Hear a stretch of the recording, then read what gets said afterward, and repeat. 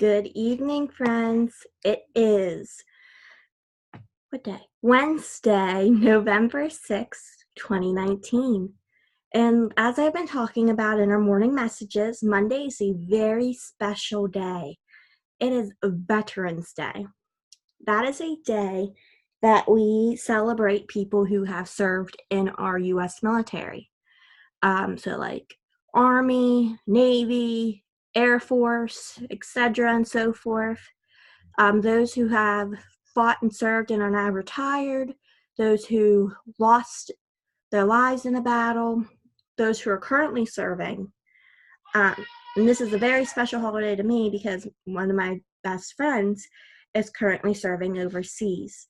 So I ask that on Monday, when you have the day off to do whatever you please, you take a moment and thank a veteran. If you see someone wearing a hat that says the Vietnam War, Korean War, someone wearing a uniform, say thank you for serving.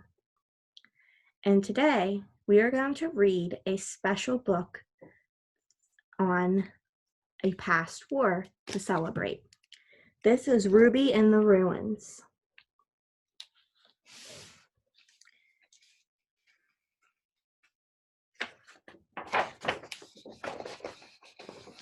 This is by Shirley Hughes.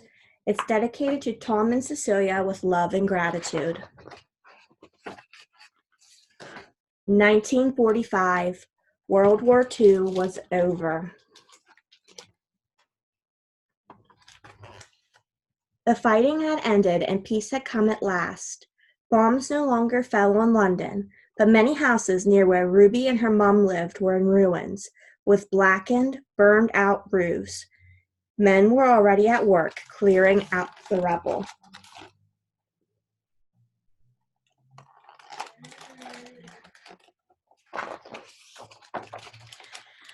Ruby's dad was a soldier, still serving far away. Many of their neighbors had been evacuated to live safely in the country during the bombings, known as the Blitz, but Mom had refused to budge. "We must be here for Dad in case he gets leave," she said. "I'm not having him come home unexpectedly to find an empty house." Ruby had been sent away to a safe area with the other children from her school, but she was so homesick that she had come home to Mom. Every night when the warning sirens wailed and searchlights swept the sky, they had awaited the menacing drone of approaching enemy bombers. Then came the terrifying explosions, some quite nearby, making their little house shake. Mom hated going down to the cold, crowded, smelly air raid shelter.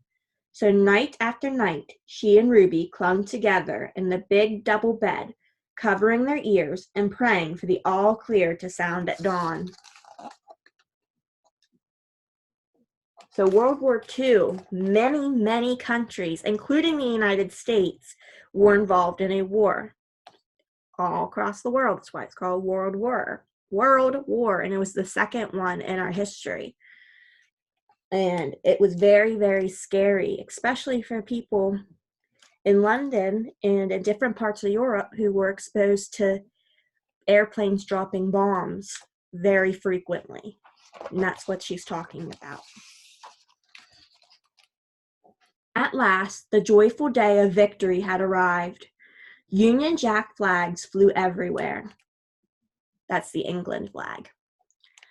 All the neighbors who hadn't left the city pulled their rations to put on a glorious street party. The children sat at long tables and enjoyed delicious sandwiches, cake, and even chocolate cookies.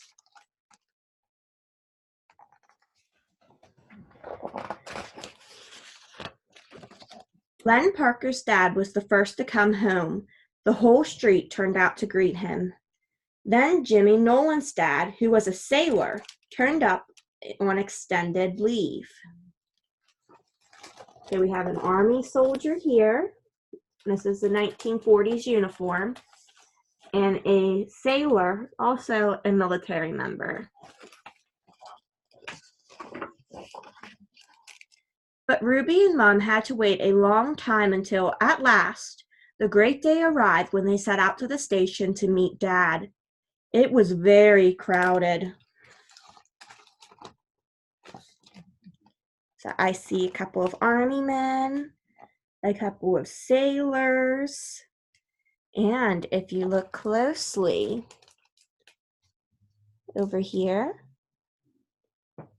those are military women. Military women were few and far between until late in U.S. history, so they are very, very special. Ruby hardly recognized the big sunburned man who got off the train with all the other soldiers, shouldering his heavy duffel bag and waving to them. Mom ran forward and flung herself into his arms. Ruby hung back, feeling very shy. She did not know what to say when he stooped down to kiss her. How would you react if you saw someone you haven't seen in a very long time and they kind of look different? From then on, everything at home changed. Ruby had to move into the little bedroom in the attic. Mom promised that they would redecorate it as soon as they could, but at the moment it was drafty and shabby. A lot of plaster had fallen off the ceiling during the Blitz, and once or twice Ruby thought she heard a mouse scuttle across the floor.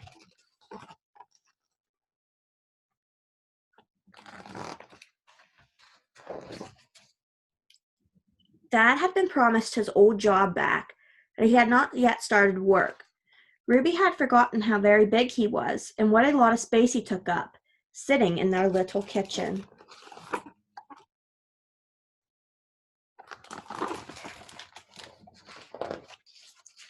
Sometimes Ruby and her friends would talk about their dads.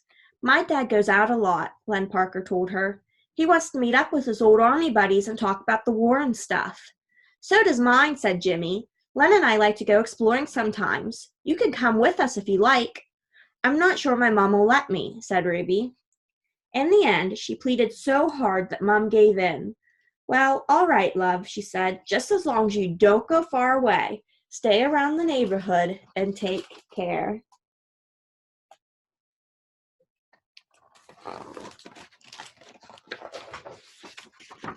What Mom didn't know was that Jimmy and Len loved playing on bomb sites. These were supposed to be fenced off, but it was easy to find a way through the wire. Danger, keep out, by order of the Ministry of Defense. I don't know, guys. That does not look safe at all. These forbidden places were full of rubble and fallen beams and flights of stairs leading to nowhere. Can you imagine seeing this in your own backyard? Your neighborhood and broken down, shattered, ruined? The children loved this wonderful playground. Len and Jimmy climbed all over the wreckage like mountain goats, not caring how very dangerous it was. Ruby soon became as adventurous as they were. She slid over piles of rubble, seesawed on fallen rafters, and stood on tiptoe on half-destroyed walls to view the ruins all around.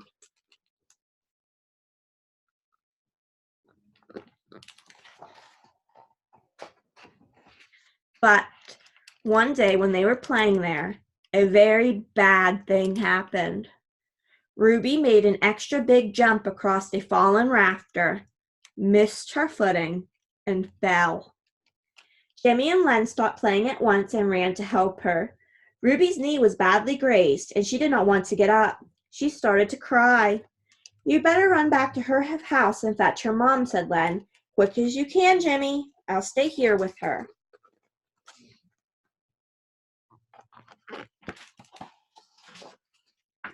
Ruby lay there for what seemed like hours. Len tried to cheer her up, but she just closed her eyes. Then she felt a pair of strong arms around her. Not Mom's arms, not Jimmy's or Len's arms. It was her dad. "Don't worry, love. We'll have you out of here in no time," he said. When they got home, Dad cleaned her leg and put a bandage on it. Ruby managed not to cry. Afterward, she sat beside him on the sofa eating a cookie. He wasn't a bit angry about her playing in the rubble. "You're an adventurous one," he said, "and so are those two boys, Jimmy and Len. A couple of troopers. But I should give those bomb sites a miss and play in the park from now on if I were you.